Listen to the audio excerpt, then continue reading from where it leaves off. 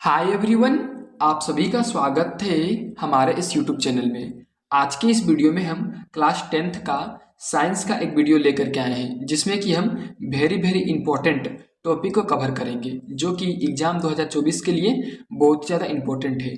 चाहे आप किसी भी बोर्ड से हो, Jharkhand board, Bihar board, Bengal board या तो फिर किसी भी बोर्ड से हो, अगर आप साइंस को हिंदी लैंग्वेज में पढ़ते हैं तो आपके लिए यह वीडियो बहुत ही ज़्यादा इम्पोर्टेंट है। और इस वीडियो को आप अगर पूरा देख लेते हैं तो आपको ऑब्जेक्टिव और सब्जेक्टिव मिला करके, यानी कि ऑब्जेक्टिव सब्जेक्टिव दोनों टॉपिक मिला करके 5 नंबर का सवाल क्लियर हो जाएगा। यानी कि कसम से बता रहे हैं कि अगर आप इस वीडियो को पूरा देख लेते हैं अच्छे तरीके से तो आपको 5 नंबर देने से कोई नहीं रोक पाएगा। 5 नंबर आपको मिलेगा ही मिलेगा। ठीक है, देखिए टॉपिक है आज का रासायनिक अभिक्रिया के प्रकार। ये टॉपिक बहुत ज़्यादा इंपॉर्टेंट है, साइंस का पहला चैप्टर है। ठीक है, रासायनिक अभिक्रिया के प्रकार। इस चैप्टर को हमने फुल वीडियो में बनाया है और उसको अगर आप देखना चाहते हैं इस चैनल पर आप जाके देख सकते हैं। चलिए, सबसे पहले आपको हम बता देना चाहते हैं कि ये टॉपिक बताने के बाद हम इस चैप्टर का इंपॉर्टेंट क्वेश्चन भी आपको बताएंगे। ठीक है, चलिए पहला रासायनिक अभिक्रिया का प्रकार में क्या है? संयोजन अभिक्रिया। देखिए यहाँ पर लिखा है संयोजन अभिक्रिया। ठीक है, संयोजन किस किस शब्द से मिलकर बना है? तो संयोजन जो अभिक्रिया है वो संयोग से मिलकर बना हुआ है। संयोग मतलब क्या होता है? जुड़ना। संयोग मतलब जुड़ना। ठीक है, तो जैसा कि नाम में नजर आ रहा है संयोजन अभिक्रिया, ऐसा अभिक्रिया होगा जिसमें दो चीज जुड़ेगा, यानी ए जुड़ेगा बी से और बनाएगा क्या? तो ए बी बनाएगा। ठीक है, इस प्रकार से होता है संयोजन अभिक्रिया, एक पदार्थ दूसरे पदार्थ से जुड़ जाता है। ठीक है, चलिए अब इसका डेफिनेशन को पढ़ते हैं और एग्जाम्पल देखते हैं। देखिए, जिस अभिक्रिया में दो या दो से अधिक अभिकारक संयोग कर केवल एक उत्पाद का निर्माण करते हैं। ठीक है ना, देखिए जिस अभिक्रिया में दो या दो से अधिक अभिकारक संयोग करते हैं, देखिए यहाँ पर ए और बी दोनों अभिकारक है। ठीक है, अभिकारक उसको बोलते हैं जो अभिक्रिया में भाग लेता है। यहाँ पर दोनों अभिक्रिया में भाग ले रहा है और केवल एक ही उत्पाद का निर्माण कर रहा है। ठीक है ना, जो पदार्थ बनता है अभिक्रिया के बाद उसको उत्पाद बोलते हैं, तो उसको हम लोग बोलते हैं संयोजन अभिक्रिया। जैसे यहाँ देखिए H2 हाइड्रोजन गैस और O2 ऑक्सीजन गैस दोनों एक दूसरे से अभिक्रिया किया और H2O यानी कि जल का निर्माण किया है। ठीक है, चलिए उसी तरह देखिए यहाँ C मतलब कि कार्बन और O2 मतलब कि ऑक्सीजन, कार्बन और ऑक्सीजन मिलकर कार्बन डाइऑक्साइड यानी कि CO2 का निर्माण किया है। उसी प्रकार से देखिए मैग्नीशियम और ऑक्सीजन। ठीक है ना, मैग्नीशियम को जब जलाया जाता है ऑक्सीजन की उपस्थिति में तो मैग्नीशियम ऑक्साइड बनता है। ठीक है, यहाँ पर जितना भी समीकरण लिख रहे हैं उसमें से बहुत सारे समीकरण संतुलित अवस्था में नहीं है, तो आप एक बार संतुलित करके देख लेंगे। ठीक है, अगर आप संतुलित करना नहीं जानते हैं तो उसके लिए वीडियो हम बना रहे हैं। साथ ही साथ आपको बता दें एक पुराना वीडियो भी है, उसमें भी हमने संतुलित टॉपिक को बताया है। ठीक है, चलिए अब चलते हैं दूसरा में क्या है? वियोजन अभिक्रिया। देखिए वियोजन का क्या मतलब होता है? टूटना। वियोजन का मतलब होता है टूटना, इसी को बोलते हैं अपघटित होना। क्या बोलते हैं? अपघटित। ठीक है, अपघटित होना, टूटना या तो फिर अपघटित होना। तो देखिए इसमें दो चीज रहेगा, मान के चलिए ए बी है। ठीक है, जब अभिक्रिया होगा उसके बाद ए अलग हो जाएगा और बी भी अलग हो जाएगा, इसी को बोलते हैं वियोजन अभिक्रिया। ठीक है, वियोजन अभिक्रिया के अलग अलग प्रकार भी अभी हम आपको समझाएंगे। चलिए देखिए वियोजन अभिक्रिया क्या कहता है? जिस अभिक्रिया में एक अभिकारक टूटकर दो या दो से अधिक उत्पाद का निर्माण करते हैं उसे हम लोग क्या कहते हैं? वियोजन अभिक्रिया। देखिए इसमें क्या होता है? एक पदार्थ रहता है। ठीक है ना, एक अभिकारक रहता है जैसे कि यहाँ ए बी है। ठीक है ना, और ये टूट जाता है या तो फिर अपघटित होता है। अपघटित होकर या टूट करके कितना उत्पाद बनाता है? दो उत्पाद बनाता है, जैसे यहाँ पर बना हुआ है। ठीक है, इसी को बोलते हैं वियोजन अभिक्रिया। इसका एग्जाम्पल देखिए H2O। ठीक है ना, H2O यानी कि क्या है यहाँ पर? जल। जल जब वियोजित होता है यानी कि टूटता है तो हाइड्रोजन और ऑक्सीजन दो गैसों में बढ़ जाता है। ठीक है, चलिए वियोजन का अभिक्रिया का प्रकार को भी देख लेते हैं। देखिए वियोजन अभिक्रिया का मुख्य रूप से 3 प्रकार है। ठीक है, 1, 2 और 3। सबसे पहला है प्रकाशीय वियोजन। क्या है सबसे पहला? प्रकाशीय वियोजन। प्रकाश वियोजन किसको बोलते हैं? वह रासायनिक अभिक्रिया या वो वियोजन जो प्रकाश के सहायता से उसे प्रकाशीय वियोजन अभिक्रिया बोलते हैं। ठीक है, मतलब प्रकाश के कारण ही वियोजन होगा। ठीक है, जैसे देखिए यहाँ पर AgCl यानी कि सिल्वर क्लोराइड। ठीक है ना, सिल्वर क्लोराइड में जब हम लोग प्रकाश देंगे, क्या देंगे? प्रकाश। ठीक है ना, और कौन सा प्रकाश? तो यहाँ लिखना होगा आपको सूर्य का प्रकाश। ठीक है ना, सूर्य का प्रकाश जब हम लोग देंगे AgCl को तो यहाँ पर वियोजन हो जाएगा। ठीक है ना, और वियोजन है कि Ag ये सिल्वर अलग हो जाएगा और ये क्लोरीन अलग हो जाएगा। ठीक है, चलिए उसी प्रकार से दूसरा देखिए उष्म वियोजन। उष्म वियोजन मतलब वह वियोजन अभिक्रिया जो उष्मा के कारण संपन्न हो उसे हम लोग उष्म वियोजन अभिक्रिया कहते हैं। ठीक है ना, इसी को तापीय वियोजन अभिक्रिया भी कहा जाता है। ठीक है, जैसे यहाँ देखिए Pb मतलब लेड नाइट्रेट। ठीक है ना, PbNO3 का होल ट्वाइस, इसका पूरा नाम है लेड नाइट्रेट। जब लेड नाइट्रेट को हम लोग ऊष्मा देंगे, क्या देंगे, ऊष्मा, ठीक है ना। ऊष्मा आप इस प्रकार से लिख भी सकते हैं, और अब नहीं लिखने सकेंगे तो ऊपर में आप इस प्रकार से त्रिभुज का चिन्ह दे सकते हैं, ऊष्मा जहाँ लिखें उसके जगह पर, ठीक है ना। इसका मतलब होता है ऊष्मा, ठीक है। जब ऊष्मा दिए देखिए यहाँ पर, तो ये बन गया PbO यानी कि लेड ऑक्साइड, और ये नाइट्रेट, और ये यहाँ पर नाइट्रेट नहीं नाइट्रोजन ऑक्साइड, ठीक है ना। ये नाइट्रोजन ऑक्साइड और ये ऑक्सीजन तीनों अलग अलग हो गया, ठीक है। यहाँ पर क्या क्या था, सिल्वर नाइट्रेट था, ठीक है ना। और ये जब उष्मा दिए तो ये तीनों अलग अलग हो गया, सिल्वर ऑक्साइड हुआ, नाइट्रोजन ऑक्साइड, सॉरी यहाँ पर सिल्वर ऑक्साइड और नाइट्रोजन ऑक्साइड, साथ साथ ऑक्सीजन भी अलग हो गया, ठीक है। उसी प्रकार से देखिए वियोजन अभिक्रिया, कौन सा वियोजन, तो विद्युत वियोजन, ठीक है ना। देखिए विद्युत वियोजन या विद्युत अपघटन भी इसको बोला जाता है, ठीक है। देखिए विद्युत वियोजन क्या है, तो ऐसा वियोजन जिसमें विद्युत के द्वारा वियोजन अभिक्रिया संपन्न हो, उसे विद्युत वियोजन कहते हैं।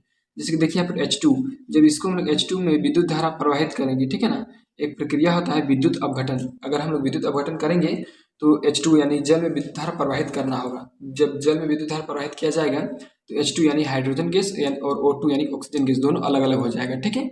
इस प्रकार से आप वियोजन को समझ चुके हैं। चलिए अब नेक्स्ट क्वेश्चन देखते हैं, यानी कि नेक्स्ट टॉपिक। तो चलिए वियोजन अभिक्रिया खत्म करने के बाद अब हम पढ़ेंगे तीसरा नंबर, विस्थापन अभिक्रिया, ठीक है, जिसको प्रतिस्थापन अभिक्रिया भी कहा जाता है। तो देखिए विस्थापन, विस्थापन का मतलब क्या होता है, एक स्थान से दूसरे स्थान जाना। अब विस्थापन का सामान्य मतलब पहले समझिए। विस्थापन का मतलब है, मान के चलिए देखिए यहाँ ए बी है, ठीक है, और यहाँ पर सी है, ठीक है। तो जब अभिक्रिया होगा तो ए बी जो है उसमें से जो ए है वो अलग हो जाएगा, ठीक है। ए चल जाएगा सी के साथ और बी को अलग कर देगा। तो देखिए यहाँ ए बी था और सी था, जब दोनों एक साथ मिल गया तो बी को हटा दिया और ए बैठ गया, ठीक है ना, सी के साथ। इसको बोलते हैं विस्थापन अभिक्रिया, मतलब एक जगह से दूसरी जगह जाना। चलिए अब इसको पढ़ते हैं। कह रहा है जिस अभिक्रिया में अधिक अभिक्रियाशील धातु अपने से कम अभिक्रियाशील धातु को उसके स्थान से हटाकर स्वयं स्थापित हो जाती है। देखिए यहाँ पर क्या होता है, दो प्रकार का अभिक्रियाशील धातु रहता है, एक कम अभिक्रियाशील धातु और एक अधिक अभिक्रियाशील धातु। तो इसमें क्या होता है, अधिक अभिक्रियाशील धातु अपने से कम अभिक्रियाशील धातु को उसके स्थान से हटा देता है। इसको आप ऐसे समझिए कि दो आदमी से दोस्ती है, ठीक है। ये देखिए यहाँ पर जो दो आदमी हैं उसमें से एक सामान्य आदमी है और ये जो है बहुत ज़्यादा अमीर आदमी है, और यहाँ पर है बहुत ज़्यादा गरीब आदमी, ठीक है। ये है गरीब आदमी, ठीक है। चलिए इसको थोड़ा दूसरा एग्जाम्पल से समझते हैं। देखिए यहाँ पर ए है अकेले, ठीक है, और यहाँ पर BC है, ठीक है, और ये एरोदेन। देखिए ये ए जो है बहुत ज़्यादा अमीर आदमी है, ए, ठीक है ना, और ये दो आदमी का दोस्ती है, ठीक है। इसमें दो आदमी का दोस्ती, एक बी और एक सी का। देखिए बी जो है वो गरीब आदमी और सी सामान्य आदमी है। तो ए और अभिक्रिया कौन कौन कर रहा है, ए प्लस BC, मतलब ये तीनों एक साथ मिल रहा है। तो जब तीनों एक साथ मिलेगा तो ए क्या करेगा, इस गरीब आदमी को हटा देगा, ठीक है, बी को हटा देगा और ये सी के साथ चल जाएगा ए, तो बन जाएगा AC प्लस B, ठीक है, ऐसा। देखिए इस अभिक्रिया का यहाँ पर एग्जाम्पल भी लिखे। चलिए पहले एग्जाम्पल को देखिए यहाँ पर, ठीक है। उसके बाद चलिए ये क्या है, जिंक। जिंक भी अभिक्रियाशील है, और यहाँ पर कॉपर सल्फेट, तो कॉपर अभिक्रियाशील है लेकिन जिंक से कम है। तो जिंक क्या करेगा, कॉपर सल्फेट का ये जो विलयन है, जब कॉपर सल्फेट का विलयन में जिंक धातु को डाला जाएगा तो ये जिंक धातु क्या करेगा, कॉपर को हटा देगा, क्योंकि कॉपर कम अभिक्रियाशील है जिंक से, और जिंक बैठ जाएगा यहाँ पे। तो यहाँ पर देखिए क्या बना है, ठीक है, यहाँ पर एरो का चिन्ह लगेगा, ठीक है ना, प्लस का नहीं एरो का। तो देखिए बन गया है जिंक सल्फेट प्लस कॉपर, ठीक है ना, यानी कि जिंक हटा दिया कॉपर को और अपने आप बैठ गया सल्फेट के साथ, ठीक है ना। इस प्रकार से होता है विस्थापन अभिक्रिया, ठीक है। चलिए विस्थापन अभिक्रिया तो आप समझ गए होंगे अच्छे तरीके से। अब हम लोग द्विविस्थापन देखेंगे। देखिए द्विविस्थापन, द्विविस्थापन का मतलब होता है दो बार विस्थापन। द्विविस्थापन का मतलब क्या होता है, दो बार विस्थापन अभिक्रिया, ठीक है ना।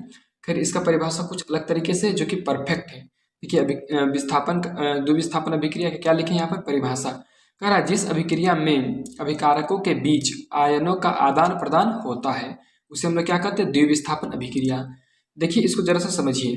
देखिए यहाँ पर Na2 यानी कि सोडियम, ठीक है ना, और ये सल्फेट, सोडियम सल्फेट, और ये बेरियम क्लोराइड, ठीक है, और ये sodium chloride plus barium sulphate. देखिए यहाँ पर सोडियम धातु के साथ कितना, सोडियम धातु के पास कितना चार्ज है, तो +1 है, ठीक है ना, जो कि लिखा नहीं जाता है, सिर्फ प्लस लिख दिए, ठीक है ना। और इस सल्फेट के पास 2- चार्ज है, ठीक है, ठीक है, 2- चार्ज। और ये बेरियम है, ठीक है ना, बेरियम के पास कितना चार्ज है, +1 चार्ज है, और इसके पास क्लोरीन के पास -1 चार्ज है, ठीक है। देखिए यहाँ पर क्या होता है, ये जो सोडियम है, सोडियम सल्फेट को और बेरियम क्लोराइड को जब एक साथ मिला दिया जाता है तो यहाँ पर अलग अलग हो जाता है, सोडियम धनायन अलग हो जाता है, सल्फेट ऋणायन अलग हो जाता है, फिर बेरियम धनायन अलग हो जाता है और क्लोरीन ऋणायन अलग हो जाता है।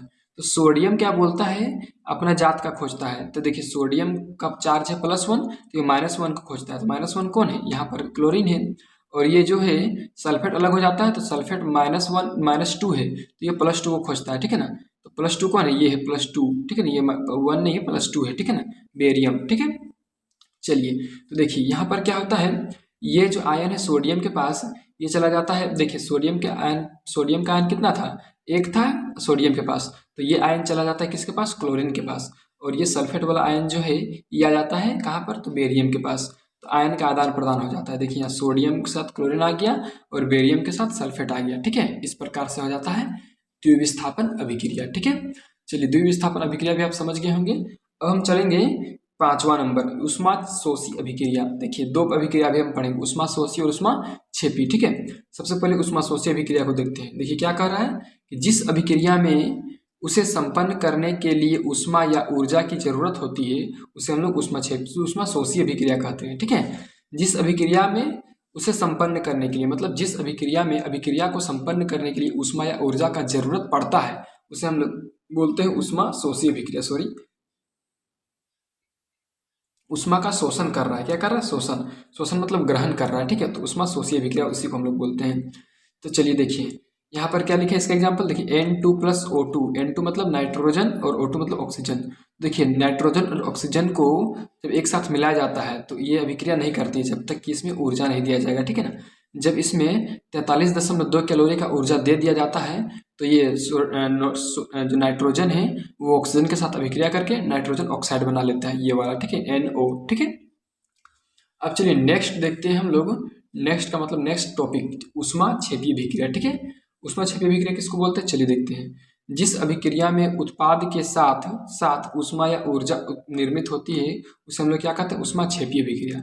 देखिए ऊष्माशोषी में ऊष्मा का जरूरत पड़ेगा उस अभिक्रिया को कराने के लिए, और ऊष्माक्षेपी में क्या होगा, जब अभिक्रिया होगा तो उत्पाद के साथ साथ क्या निकलेगा, ऊष्मा या ऊर्जा बाहर निकलेगा, ठीक है। यहाँ पे देखिए इसका एग्जांपल C मतलब कार्बन को जब ऑक्सीजन का उपस्थिति में जलाया जाता है तो कार्बन डाइऑक्साइड गैस निकलता है, ये उत्पाद है। और इसके साथ साथ 94.45 कैलोरी का ऊर्जा निर्मित होता है, ठीक है ना, यानी कि ऊष्मा निर्मित होता है। तो इस प्रकार से हम इस वीडियो में आप लोगों को रासायनिक अभिक्रिया का प्रकार का संपूर्ण बात को समझाए हैं। अगर आपको ऑब्जेक्टिव क्वेश्चन इंपॉर्टेंट लगता है और मतलब कि सब्जेक्टिव क्वेश्चन इंपॉर्टेंट लगता है तो इस वीडियो को जल्दी से शेयर कीजिए दोस्तों के साथ। साथ ही साथ आपको बता दें कि इस प्रकार का हर वीडियो का नोटिफिकेशन पाने के लिए चैनल को सब्सक्राइब करके और बेल आइकन को हिट कर दीजिए। चलिए इस वीडियो को हम यहीं पे ख़त्म करते हैं।